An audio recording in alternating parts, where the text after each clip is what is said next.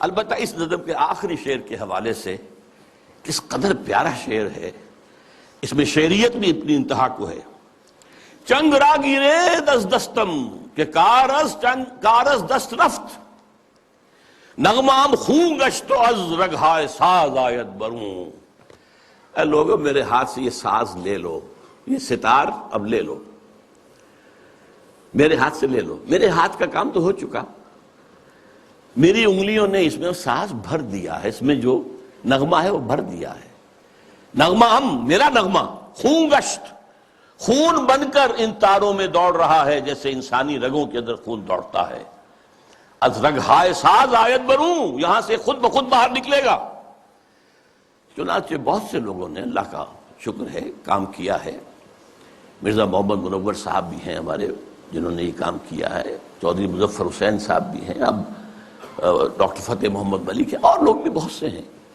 تو میں ان کو کہتا ہوں رگہائے ساز اقبال، لیکن میں نے خود اپنے لیے یہ لقب اختیار کیا ہے کہ یکے از رگہائے ساز اقبال، اقبال کے ساز کے تاروں میں سے ایک تار میں بھی ہوں۔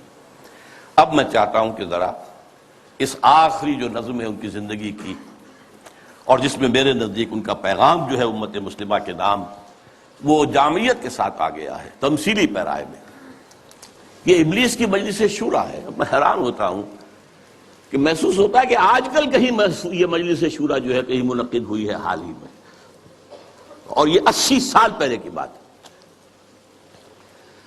ابلیس صاحب جو ہیں صدر ہیں، ظاہر بات ہے اس اپنی مجلس شورا کے، وہ پہلے اوپننگ ایڈریس کر رہے ہیں، یہ عناصر کا پرانا کھیل یہ دنیائے دوں۔ یہ جو دنیا ہے یہ کیا ہے؟ عناصر کا پرانا کھیل ہے، ایلیمنٹس، سالمات، ایٹمز، انہی کی اکھیڑ پچھاڑ ہے نا جس کا یہ کھیل چل رہا ہے۔ یہ عناصر کا پرانا کھیل، یہ دنیا دوں کہتے ہیں پست کو، بہت گھٹیا، یہ گھٹیا دنیا جو ہے، یہ دنیا زمین۔ یہ لفظ جواب شکوہ میں اقبال نے بھی استعمال کیا ہے کہ شوخ و گستاخ یہ پستی کے مکین کیسے ہیں، یہ زمین کے رہنے والے کیسے شوخ اور گستاخ ہے، کس طریقے سے شکوہ کیا ہے اللہ سے۔ تو اسی طرح وہ ابلیس کہتا ہے یہ عناصر کا پرانا کھیل یہ دنیائے دوں۔ یہ عناصر کا پرانا کھیل، یہ میٹریلزم کے جتنے بھی شعبے ہیں، جتنے بھی شاخیں ہیں، جتنے بھی گریڈز ہیں، اور ہندوستان میں چار واک ہے، جین مت ہے، بدھ مت ہے، اور سانکھ درشن، یہ سب اسی کے ہیں۔ یہ خالص میٹیریل کھیل ہے دنیا کا، اس سے آگے انہیں کچھ اور نظر نہیں آتا۔ دنیا کی حقیقت خالص مادہ ہے، مادے ہی کی بنیاد پر یہ دنیا ہے۔ ساکنان عرش اعظم کی تمناؤں کا خون، ساکنان عرش اعظم ملائکہ مقربین، ان کی تمناؤں کا خون ہو گیا۔ کیسے؟ جب اللہ نے کہا تھا وَإِذْ قَالَ رَبُّكَ لِلْمَلَائِكَةِ إِنِّي جَاعِلٌ فِي الْأَرْضِ خَلِيفَةً، تو فرشتوں نے ذرا استفہام کیا تھا نا، قَالُوا وَتَجْعَلُ فِيهَا مَن يُفْسِدُ فِيهَا وَيَسْفِكُ الدِّمَاءَ وَنَحْنُ نُسَبِّحُ بِحَمْدِكَ وَنُقَدِّسُ لَكَ۔ ہم تسبیح و تقدیس کے اندر لگے ہوئے ہیں، ہم خادمان، ہم حاضر ہیں، ہم سب کام کر رہے ہیں۔ ابلیس اس کو انٹرپریٹ کر رہا ہے کہ اصل میں وہ خود خواہش مند تھے خلافت کے، تو ان کی تمنا کا خون ہو گیا جبکہ آدم کو خلافت دے دی گئی۔ یہ عناصر کا پرانا کھیل یہ دنیائے دوں، ساکنان عرش اعظم کی تمناؤں کا خون، اس کی بربادی پہ آج آمادہ ہے وہ کارساز جس نے اس کا نام رکھا تھا جہان کاف و نون۔ یہ اللہ کے امر کن سے کائنات وجود میں آئی تھی نا۔ اچھا وہ اس کو نہیں مان رہا، وہ خیر نام یہ رکھا گیا ہے، اب اللہ جانوں، یہ اللہ ہی جانتا ہے کہ اس کے دماغ میں کیا خناس ہے، لیکن اللہ نے جو یہ کہا ہے کہ یہ کن سے بنایا ہے، کن فیکون۔ آج معلوم ہوتا ہے ابلیس کہتا ہے کہ اس کی بربادی پر خدا نے فیصلہ کر لیا ہے، جس نے اس کو بنایا تھا وہ اب اس کی بربادی کے در پہ ہے۔ اس کے دونوں معنی ہو سکتے ہیں، ایک تو یہ بھی کہ اسے محسوس ہو رہا ہے کہ قیامت قریب آ رہی ہے، یہ کھیل جو ہے اور یہ خیر و شر کی کشاکش ستیزہ کار رہا ہے ازل سے تا امروز، چراغ مصطفی سے شرار بولہبی، یہ جو ہے اب آخری اینڈ پہ آ رہا ہے اس ڈرامے کا۔ یہ ڈرامہ دکھائے گا کیا سین، پردہ اٹھنے کی منتظر ہے نگاہ۔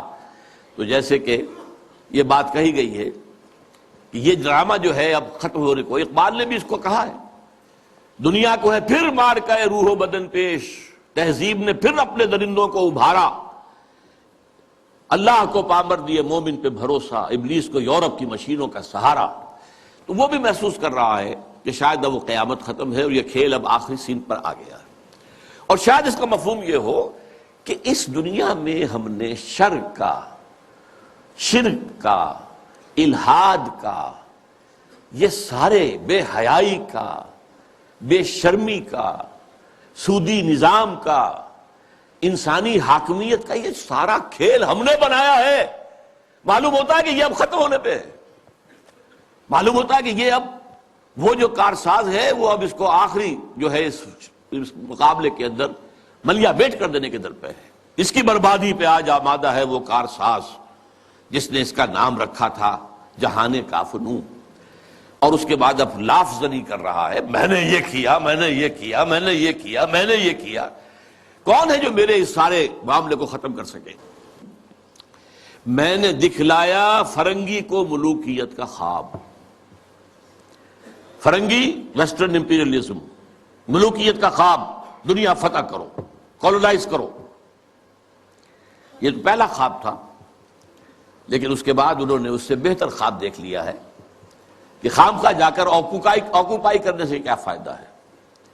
سودی نظام میں اور بینکنگ کے نظام میں اور انٹرنیشنل کمپنیوں کے نظام میں اور گلوبلائزیشن کے ذریعے اور ٹرپ کے ذریعے سے خون چوستے رہو، وہ رہے اپنی اپنی جگہ پر، ہم وہاں جا کر ان پر حملہ کریں گے، انہیں فتح کریں گے تو رد عمل بھی تو پیدا ہوگا نا، خون ریزی بھی تو ہوگی، وہ کوشش بھی کرتے رہیں گے کہ وہ آزادی حاصل کریں، ہمیں ماریں گے۔ تو اب یہ جو نیا امپیریلزم ہے، مالیاتی امپیریلزم، یہ اب ہے، یہ سارا خواب فرنگی کو میں نے دکھایا ہے، میں نے دکھلایا فرنگی کو ملوکیت کا خواب، میں نے توڑا مسجد و دیر و کلیسا کا فسوں۔ یہ مسجد اور دیر اور کلیسا اور مندر اور یہ اور وہ، اس کا سارا اثر میں نے ختم کر دیا۔ کیا کیا؟ سیکولرزم کی پٹی بڑھا دی۔ بھائی یہ علیحدہ انسان کا انفرادی معاملہ ہے، کوئی مسجد میں جائے، مندر میں جائے، کہیں اور جائے، وہاں جائے، یہاں جائے، کلیسا میں جائے، سینیگوگ میں جائے، کہاں جائے، کوئی نہیں، جاؤ، لیکن ملکی نظام، ملکی قانون، حکومت، ریاست، معیشت، معاشرت، اس کا کوئی تعلق کسی مذہب سے نہیں۔ جو بھی اثرات تھے، جو بھی ہولڈ تھا مذاہب کا، آخر خدا کو تو مانتے تھے نا۔ اس دور حاضر سے قبل جو ہے انسان کی گمراہی صرف ایک تھی، شرک۔ وہ کیا ہے؟ ایک بڑے خدا کے ساتھ چھوٹے چھوٹے خداؤں کو بھی ماننا، بڑے خدا کا انکار نہیں تھا۔ اب کیا کیا گیا ہے؟ اس بڑے خدا کو اٹھا کے مسجد میں بند کر دو، مندر میں بند کر دو، سینیگوگ میں بند کر دو، چرچ میں بند کر دو، اور جہاں پورا ہمارا نظام یہ ہم چلائیں گے۔ We are the sovereigns, sovereignty belongs to us، ہم جو چاہے کریں۔ لہذا میں نے دکھلایا فرنگی کو ملوکیت کا خواب، امپیریلزم، اور میں نے توڑا مسجد و دیر و کلیسا کا فسوں، سیکولرزم۔ میں نے ناداروں کو سکھلایا سبق تقدیر کا، ناداروں کو، غریبوں کو میں نے کہا بھائی ٹھیک ہے، یہ تمہاری قسمت ہے، تم کسان ہو، ہاری ہو، تمہاری قسمت یہی ہے، اس کی طرف سے ہے، رب کی طرف سے ہے۔ کوئی بغاوت کا خیال پیدا نہ ہو جائے، کہیں کو کھڑے ہو کر کوئی ریزسٹنس کی موومنٹ شروع نہ کر دینا، تقدیر ہے، طلب تقدیر، تقدیر کے حوالے۔ میں نے ناداروں کو سکھلایا سبق تقدیر کا، میں نے منعم کو دیا سرمایہ داری کا جنوں۔ یہ لفظ منعم جو ہے عربی کا، یہ منعم بھی ہو سکتا ہے، منعم بھی ہو سکتا ہے۔ منعم اس میں فاعل ہے، منعم اس میں مفعول ہے۔ منعم نعمتیں دینے والا، منعم جس کو نعمتیں دی گئیں۔ یعنی یہ بھی ہو سکتا ہے کہ پہلے جن کے پاس دولت ہوتی تھی وہ اس کو خیرات کرتے تھے، صدقات کرتے تھے، خیر کے کاموں میں لگاتے تھے، پن کے ثواب کے کاموں میں لگاتے تھے۔ میں نے اس کے بجائے کہا بیگم پاگل ہو گئے ہو، جمع کرو سرمایہ داری۔ میں نے منعم کو دیا سرمایہ داری کا جنون،